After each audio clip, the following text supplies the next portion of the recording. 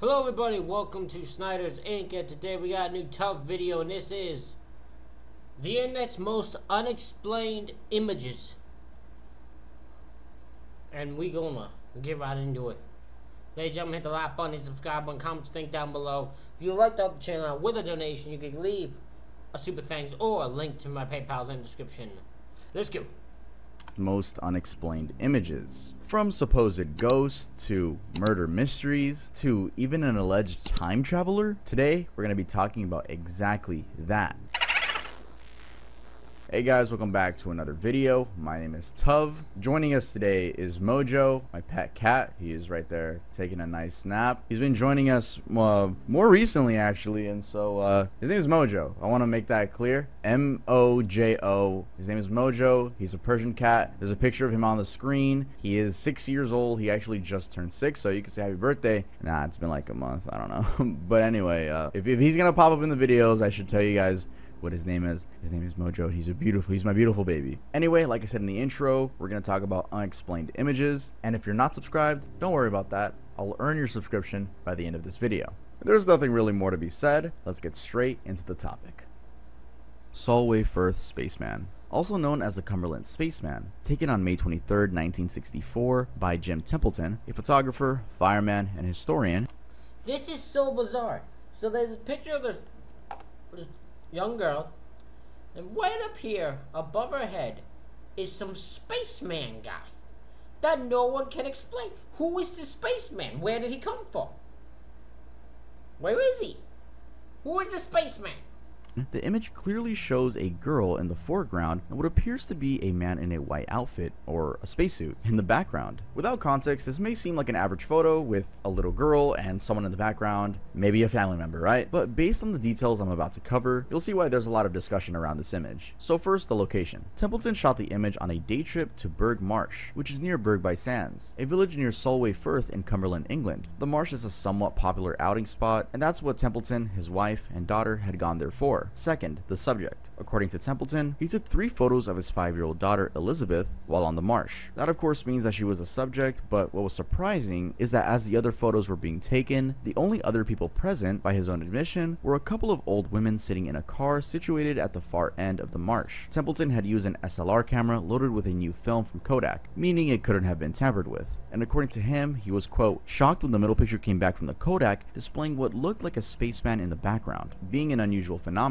the photo made rounds quickly, helped by publications like Cumberland News, Daily Mail, and Express, garnering the attention of many, including UFO enthusiasts. The whole debacle also drew in Kodak, as it was their film that had been used. They got their analysts to look at the photographs, and the conclusion was that they were genuine. Now, just to expound on the different perspectives involved, first there were UFO groups and experts that believed that the photo had something to do with the government and secret programs, even linking it to the Blue Streak missile test.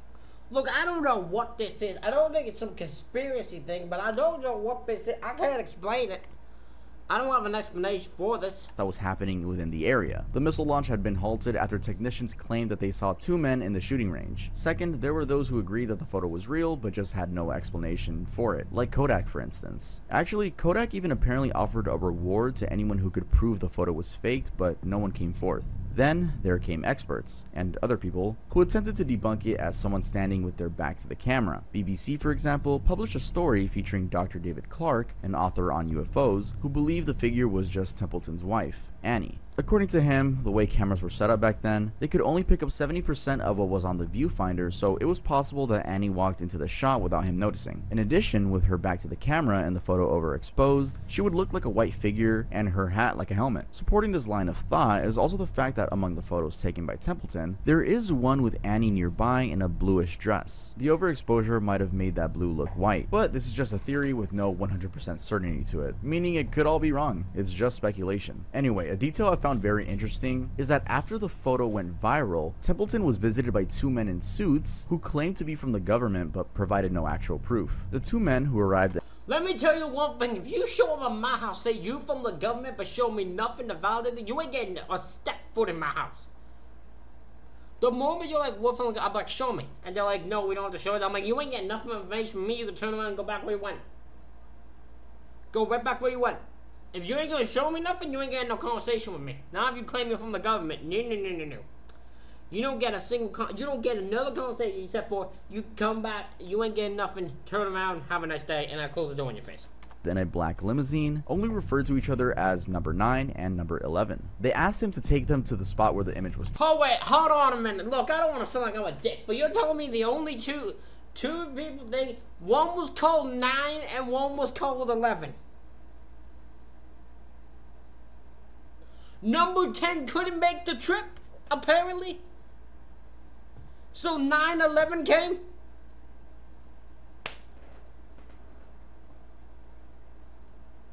taken. Overall, it's a very mind-bending photograph that might be subject to debate for years to come.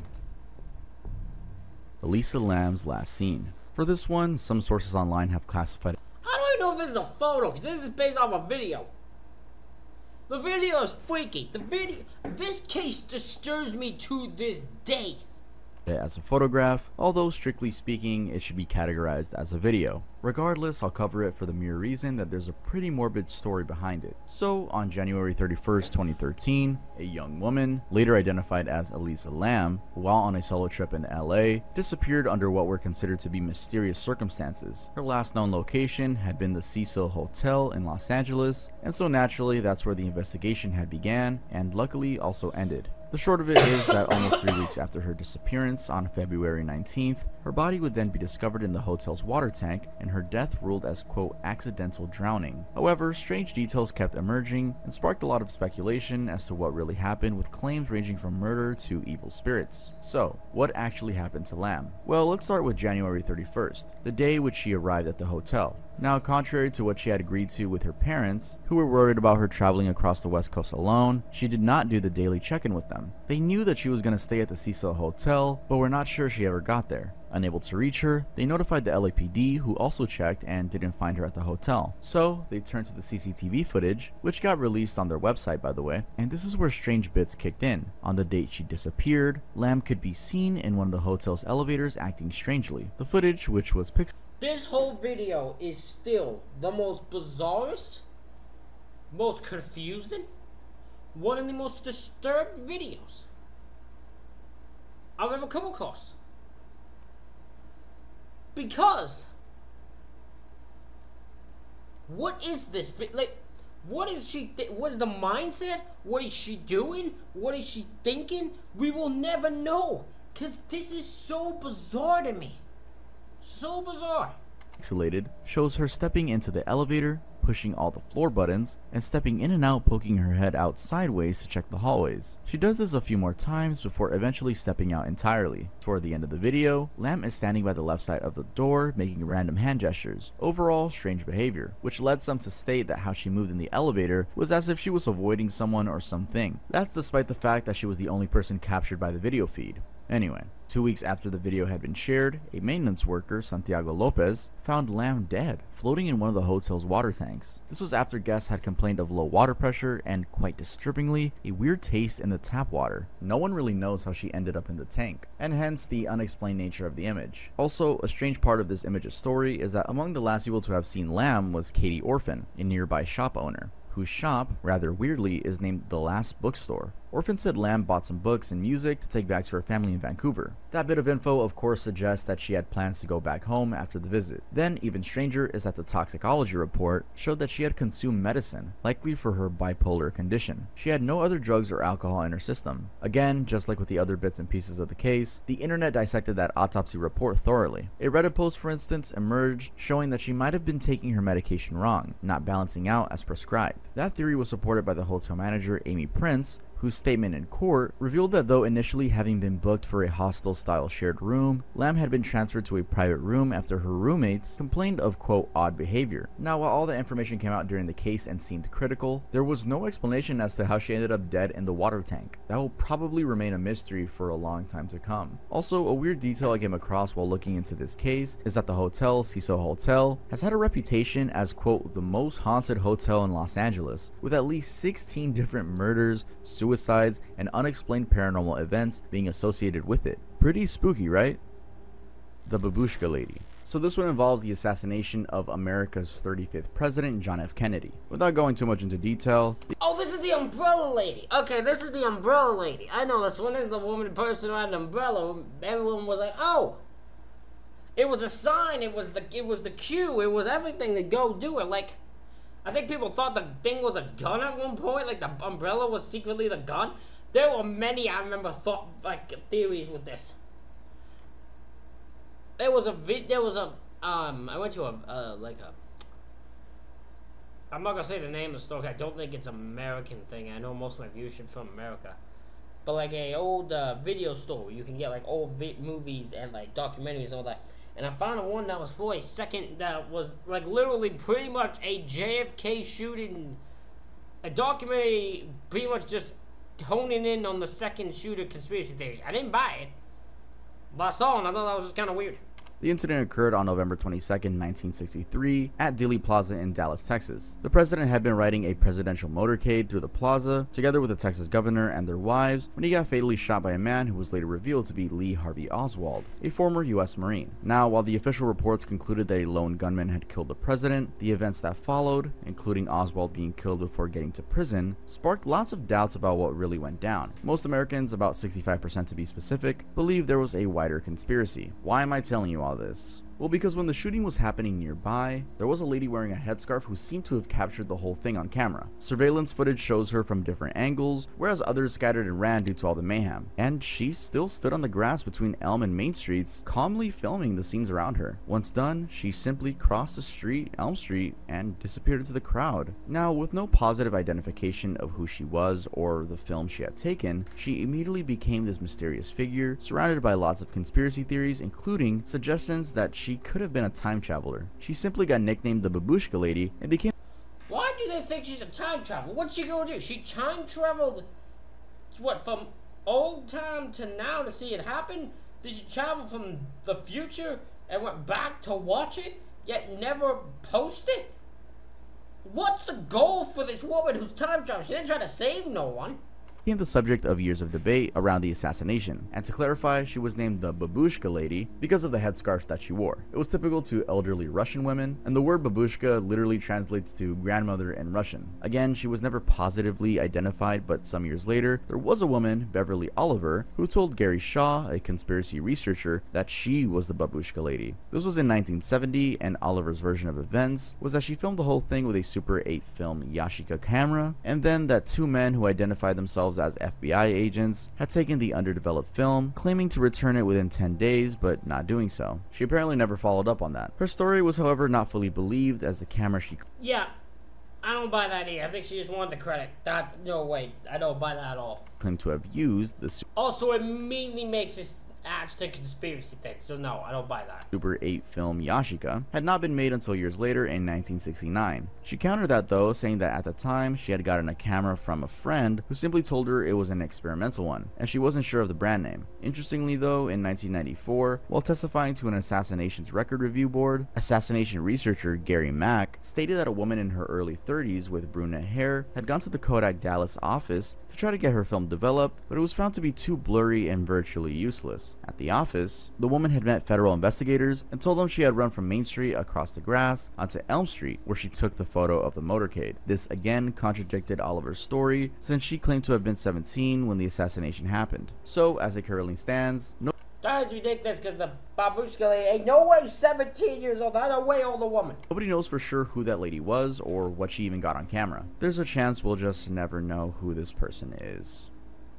Chupacabra in Argentina. What does a half-human, half-animal creature look like? Well, the answer might just lie with this sighting from Totora, Santa Fe, Argentina. Now, sorry to burst your bubble, but this image is laughably fake. I feel like this is what old heads used to believe before the 2020s when AI became a thing, because now they believe anything AI, and I feel like this is what a 2010 old head would have believed if you just say, whoa, I caught this in my backyard. No, this is horribly fake. I'm sorry if any of you believe this when you saw this on the internet. I believe I saw this like years ago when I was like a kid or something, but no, this is not real. But I would like to take this opportunity to talk about chupacabras. So this image was popularized by a YouTube video uploaded on April 13th, 2018 by a UFO channel. Over the 6 years that it's been up, it's gotten over 2.9 million views, with comments being added as recently as just a couple of months ago. So basically the whole myth around the chupacabra is that it's like powerful enough to even kill dogs, and it specifically likes to kill goats. The name itself, chupacabra, means goat sucker. I mean, there's not really much to say. As much as I want to talk about chupacabras, they're not real. It's just an urban legend. It's pretty cool. I just really like it because of its Latino culture. But yeah, I feel bad for the people that fell for this image. And actually, some people pointed out that this looks like a werewolf from Harry Potter, the Prisoner of Azkaban, which I think they hit the nail on the head. I think whoever photoshopped this image did at least base it off of that, if not just completely photoshopped it into the image. But no, every time there's a monster or a species discovered, why is it on a cheap camera? Why is it 90% shadows? This isn't real, and this is the only one on the list that isn't real. Let's move on.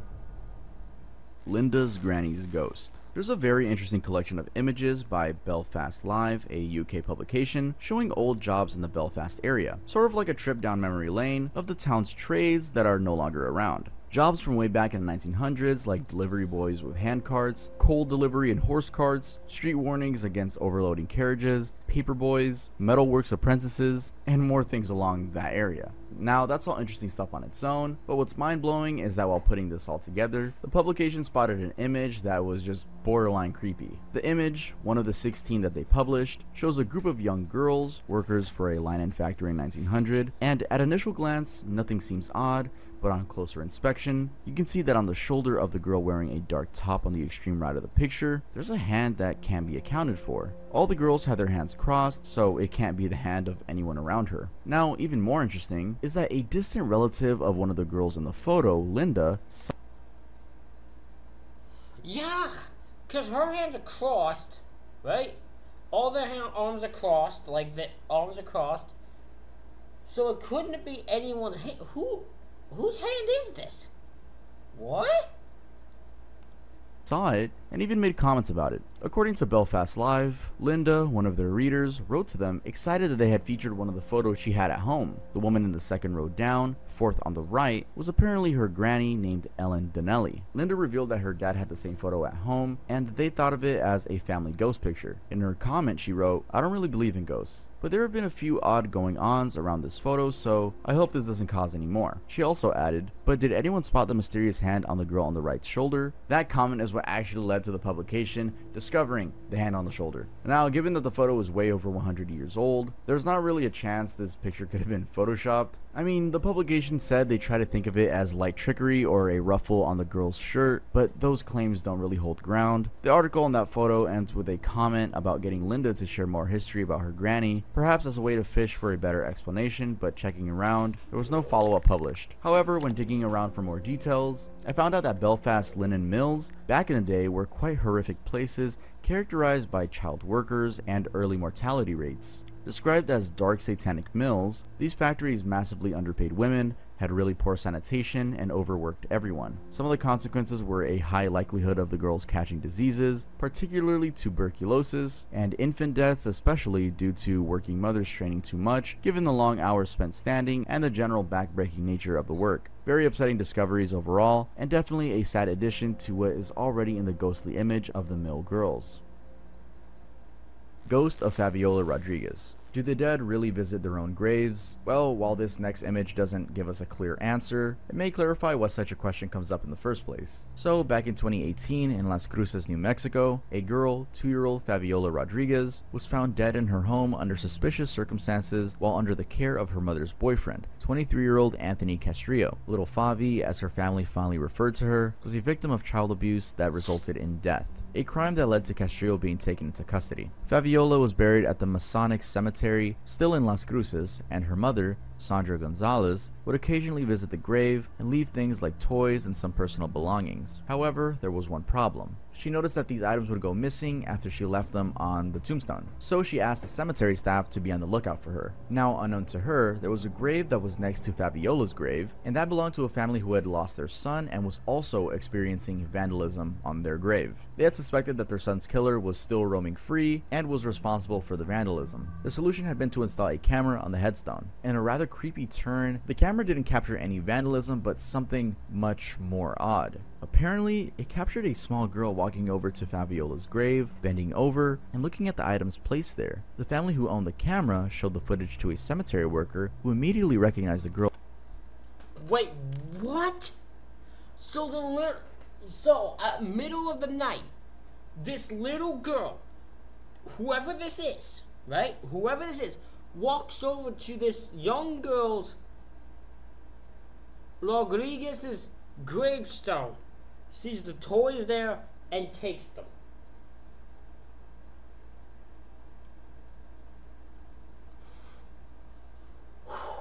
That is spooky as fuck.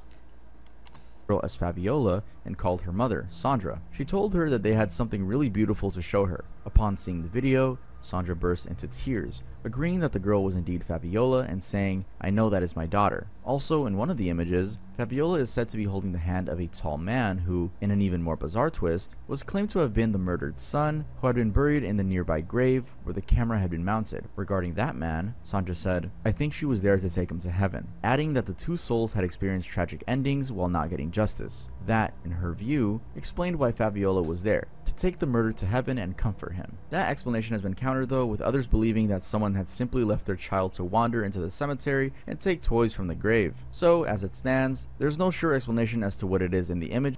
I would be in disbelief if someone walked over to a told a little girl to walk over to the graveyard, and take toys. If someone's done that, whoever the adult is needs to go to hell. You are going to hell. That is hell personified right there. And it'll probably remain as that. The ghost of a Civil War nun. Reddit is home to a lot of things, among them hoaxes, but it also hosts some of the internet's best unsolved mysteries. A classic example of that is this next image, and the series of images it came from, which were posted by user DrewB1072 back in September of 2021. According to him, he had been in Chattanooga, southeastern Tennessee, doing real estate photography when a strange figure appeared in one of the pictures he had taken. Apparently, even before getting the photo, the homeowner had warned him that the place was haunted and had some sketchy history to it. They, the homeowner, had alleged that the house had been used as an army hospital during the Civil War, with patients being operated on inside the house, and then moved to the open field out back where most would die inside tents. The OP claimed that as he moved around, he never saw anything odd, and just took pictures as needed, including of the trees and the field. It wasn't until later in the evening that he saw the sheep lurking by the fence that wasn't in any other picture. The figure, as can be seen in the photo, appears to be behind the chain link fence, which was about 80 to 100 yards away from where he had been standing. It was, however, not in the neighboring property, whose fence was about 120 yards away. The fence in question is about 4 feet high. Now, the OP also shared more details that probably reinforced the fact that this wasn't your average spooky image. For instance, he claimed that the photo was in no way faked, that he was a real estate photographer, not a paranormal person, and that if the shape/figure was something like a garbage bag or fabric, he'd have noticed it and removed it. He also added that he had joined the ghost subreddit just to share the image. Also, rather strangely, his post ends with confirmation that about 155 unknown Confederate soldiers had died on the property, at least going by a photo of an old tombstone, and that there were generally weird stories floating around about the property. And, as I have mentioned, he shared a few other images that contextualize the first one by offering different viewpoints of the property. Now, given the facts they laid out, there still exists no plausible explanation for the figure lurking by the fence. Some tried to dismiss it as a stone statue, or a piece of old plastic snagged on the wire, or a bird on the wire, but none of those held ground. Yep, I guess this is just another case of something we'll never truly find out if it was real or not, because, I mean, they're photos. We can't really go back in time and check what it was, so I guess that's why I really like the phenomenon of unexplained images. We can't go back in time. We're not Babushka Lady. We can't go back in time and check out if they were real or not. With that being said, let's head on to the next one. Michael Rockefeller. In 1961, 23-year-old Michael Rockefeller, son to Nelson Rockefeller, a New York governor and U.S. vice president, and great-grandson to John D. Rockefeller, one of the wealthiest people of all time, mysteriously disappeared while on an expedition in Osmit, Papua New Guinea. What then are the chances of Michael Rockefeller still being alive and living among the Papuan cannibal tribes? Well, based on footage that surfaced in 2006. Oh, I know what this photo is gonna be. I know this photo is gonna be. This is gonna be the one. I think it was the ballroom one that he showed. I think. I could be wrong though, but I think it is. 7, there might just be a chance. The footage I'm referring to includes uncut film and sound tapes that were found by Fraser Heston as he attempted to put together material for a documentary, The Search for Michael Rockefeller. The footage had been shot back in 1969 by Malcolm Kirk, a photographer who had been sent by New York Magazine editor Milt Machlin to capture the cannibal coast of New Guinea as part of the search for Michael. Machlin had then stored the files in a warehouse in the US, where they stayed forgotten for about 40 years before Heston bumped into them and reawakened the whole story. Captured on camera, the image, part of the larger footage, shows cannibal war canoes approaching, and rather distinctively, among the dark-skinned tribesmen who are paddling, a naked and bearded white-skinned man can be seen with his face partially covered in what was said to be war paint. Interviewed about the image, Malcolm Kirk said at the time he really was not particularly aware of the light-skinned figure, although later recalled that he had made a journal entry about an albino male. Now, as I've mentioned, Heston came across the footage as he prepped for a documentary, The Search for Michael Rockefeller, which later got released in 2011. His view was that this bearded light-skinned Caucasian had a very close resemblance to Michael Rockefeller, and could have well been him, something which was enough to raise even more questions. The fact that the footage had been filmed very close to Michael's last known location also helped further the idea that he indeed could have still been alive in the area after his disappearance. All this was speculation though, as the only sure thing was that Michael had gone missing after a 40-foot canoe that he and Renee Wassing, a Dutch anthropologist, were on, overturned and threw them into the waves. Wassing, who had clung to the boat and later rescued at the Arafura Sea, said that an inpatient Michael attached 2 jerrycans at the side to aid flotation and had simply told him, "I think I can make it," before setting off to swim towards the shore. Following the disappearance, given the stature of Michael and his family, great effort was made to try and find him. His father, for instance, chartered a Boeing 707, filled it with media crews, and set it out to the region to do a search. Thousands of locals had joined in too, with ships, helicopters, and planes being involved. 10 days later, having found nothing, the father gave up and it was presumed that Michael had drowned. Given the nature of the region, 10,000 square miles of remote jungle swamp filled with Asmat tribes, who were ferocious headhunters and had an ongoing feud with other tribes and the Dutch police, the priest stated that the man had been found ashore, tired and unarmed, struck with a 10-foot fishing spear, chopped up, cooked, and ate. Then, a different version said he'd been kept alive and idolized by the tribes. Still, no single theory has explained what was going on in the photo, and let alone confirmed if or not that was Michael. In fact, some people think it was just an albino member of the tribe. The image is simply unexplained.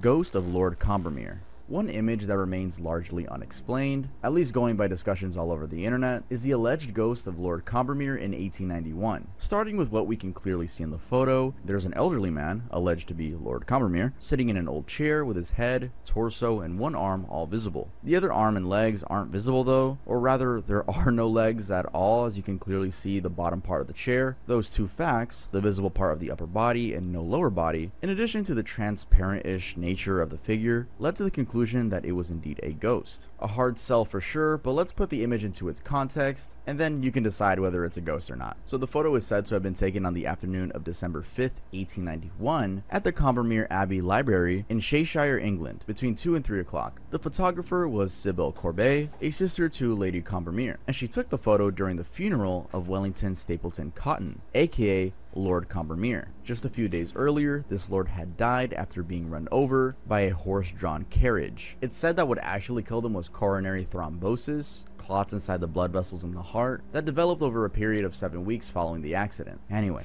Corbet, the photographer, had set up her camera at the library as she joined other family and staff members for the funeral about 4 miles away. The camera was set to take an hour-long exposure, which it did, but then when the film plate was developed, Corbet was shocked to find the image that you just saw. Now, some accounts say that members of the family, including Corbet and the staff, all agree that the ghost looked very similar to Lord Combermere. It also helped that the high-backed old oak chair where the figure sat was Lord Combermere's favorite. However, a seemingly more accurate account, an 1895 article by the Society of Physical Research, says that only one relative close to Lord Combermere actually thought it looked like him. Others who knew him well thought the image was just too indistinct to actually pinpoint it as him. Now, without getting into the technical details about how long exposure photography works, one counterpoint to the ghost claim is that the figure could have been one of the male staffers just passing in front of the camera. However, it turns out that the male staffers were young, unlike the figure in the image. image. They also knew the photo was being taken and would not dare interrupt it. Another counter-argument was the possibility that the film plate that Courbet used had been exposed before, which would make the ghost just an overlay of a new photo over a different previously taken photo. However, that too was disputed, as the Society for Physical Research confirmed that Courbet had not exposed the plate before. Ever since, the photo and its full-frame versions have remained a hot subject for debate, and 133 years later, no one really knows if it was a ghost or the long exposure and someone just so happened to sit down on the chair and now everyone thinks it's a ghost. That's why I said I'll let you decide. Interestingly though, while researching that image, I found that it wasn't the only ghost story associated with the Combermere family. It turns out that in one of the old rooms that used to be a nursery in Combermere Abbey, a ghost, a 14-year-old little girl dressed in an old-fashioned gown, had been spotted. That girl was said to have been the niece of the late owner of the house. And fun fact, that little girl's story is from a book from way back in the 1880s, which makes the whole thing even more fascinating. Somerton Man. Also known as the Tamam Shud case or the It Is Over case, this is one of those cases that, while partially solved, still remain largely unexplained. So, what's it all about? Well, on December 1st, 1948, on the beaches of Australia, specifically Somerton Park in the Adelaide area of South Australia, the body of an unidentified man was found. The man was said to have been well built, in top physical condition, about 5'11", aged anywhere between 40 to 50 years, and had gingery brown hair with gray-blue eyes. Now, that alone, being found dead at the beach, is strange, but the mystery kept going. For instance, he had no identification on him or anything else that could have led investigators to find out anything about him. The only thing that was found on him were tickets in his pocket that suggested that he had taken a train to Adelaide from Sydney just a day before he was discovered. Station records, which were probably the natural place for investigators to look next, showed that he had planned on leaving too, as he booked a ticket to Henley Beach for 10:50 a.m. He never boarded the train though, despite having checked in luggage at the station's luggage room. Weirdly, the label on his suitcase had been torn off. The police, still looking for clues, inspected the clothing in the suitcase and, as also confirmed by a tailor, concluded his coat must have had US origins based on how it was made. Again, nobody seemed to know who the man was, and even the FBI Wasn't this man identified? Or am I wrong? I swear this man was identified. Director John Edgar Hoover stated that they didn't have his fingerprints in their database. In addition, none of the countries and regions, including the US, UK, and Africa, where his fingerprints and photographs were circulated, seemed to have an answer either. Then, in an equally strange twist, months after the man had been discovered, a pathologist found that inside his clothing was a hidden fob pocket that had a rolled up piece of paper. On it were the words Tamam Shud, which translated to "It is over" or "finished" in Persian. That's actually why the case came to be known as "It is over." Those also turned out to be the words of a poem, the Rubaiyat, done by an 11th century Iranian, Omar Khayyam. The book the poem had been torn from was also handed to the investigators by an unarmed man who said he found it discarded in his car a day before the Somerton man was discovered dead. Now, as if all this wasn't disturbing, on the back cover of the book, police found a scribbled phone number and some letters that looked like a secret code. The number led them to a woman, Nurse Jessica Ellen Jo Thompson, who lived in Adelaide. However, though horrified when shown the photo of the dead man, she denied ever having known him. For years, the case remained unsolved until July 26, 2022, when a professor, Derek Abbott, and a genealogist, Colleen Fitzpatrick, claimed to have positively identified the man as Carl Charles Webb. He apparently was born in 1905 and was an instrument maker and electrical engineer. The police and the Forensic Science South Australia have never verified those results though, which is why I said this was a partially solved mystery, and in addition to what I've covered, there are still a lot of bits and pieces that have kept people in doubt about what really happened. In fact, there are claims that the man was some sort of secret spy. This is reinforced by a theory that he may have drank a poison that just didn't leave any trace in his body. A couple, one of the eyewitnesses to his final moments at the beach, had told investigators that they saw him extend his right hand before it simply dropped limply. That's thought to be a convulsion preceding his death. Still, a different theory, going by his clean shoes, believed that he had been killed and transported to the beach. That's probably a kind of dumb one, because like, who would kill a body and then give him new shoes? But yeah, as I was saying, nobody knows for sure though. Therefore, this man's death unfortunately remains unexplained. Alright guys, that was it for this. Ladies and gentlemen, that is it for this reaction video. Let me know what you think in the comments. Hit the like button and subscribe button. Thank you all for watching. I'll see you all for the next one.